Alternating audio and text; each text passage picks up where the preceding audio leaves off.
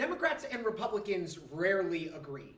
So if there's something bringing both sides of the aisle together, you know there is something truly terrible impacting our nation. In fact, Yahoo News on March 9th of this year explains that both Democrats and Republicans are putting pressure on the Biden administration to handle rising gasoline prices.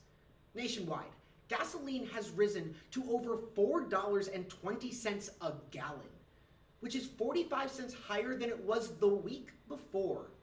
And it doesn't seem like it's improving anytime soon, because as the Financial Times on the same day explains, that Biden just signed an executive order banning imports on Russian oil and petroleum. So with less gasoline supply, prices are only going to rise.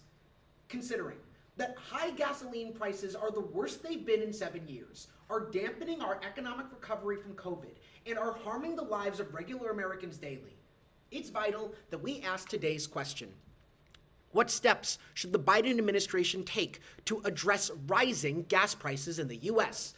The answer is the Biden administration needs to implement a gasoline reform plan with steps on both the national and international level.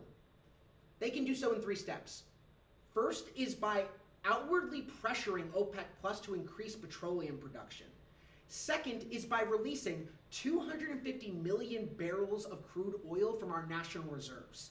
And finally is by working with Congress to pass the Build Back Better Act. OPEC Plus, or the Organization of Petroleum Exporting Countries, plus a few others that also produce a large amount of gasoline, have huge impacts on international gasoline prices, leading us to the first way the Biden administration can implement a gasoline reform plan that deals with rising prices. And that's by outwardly pressuring OPEC Plus to increase petroleum production. As Wall Street Journal explains on March 9th of this year, OPEC Plus has been very careful to not drastically ramp up production of petroleum, not only because of the market stability as we globally recover from COVID, but also because Russia's part of OPEC Plus, and they don't want to rock the boat. But by the Biden administration putting pressure on OPEC Plus to drastically ramp up production, that could have positive results on gasoline prices. Here's why. Because as Reuters on March 9th explains, that the US could build off of the momentum started by the UAE, who just last week outwardly called for OPEC Plus to increase petroleum production. This led to the largest drop in global oil prices since the pandemic began.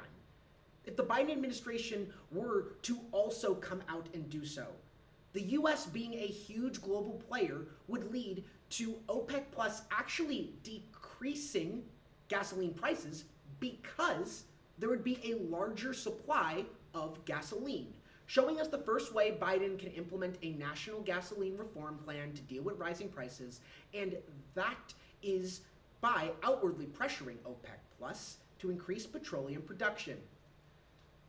Back in 1973, Congress created the Strategic Petroleum Preserves in order to remove the impact of global oil supply on domestic gasoline prices, which leads us to the second way the Biden administration can implement a gasoline reform plan to deal with rising prices, and that is by releasing 250 million barrels of crude oil from our national reserves.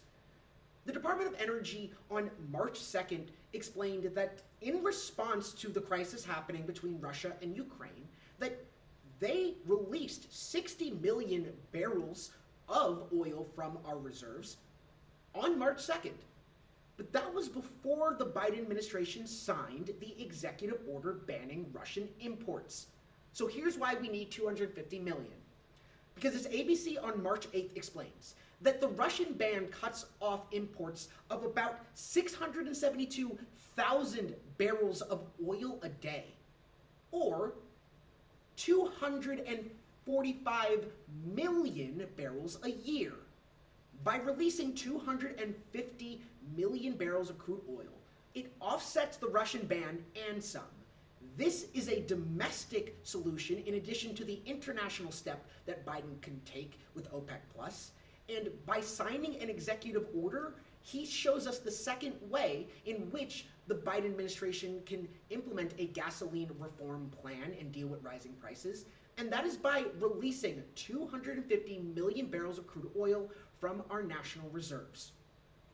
The final thing that the Biden administration can do in order to implement a gasoline reform plan and handle rising prices is by working with Congress to pass the Build Back Better Act. We've seen a diplomatic international and an executive order solution. Here is a congressional one, giving us a holistic solution to the problem.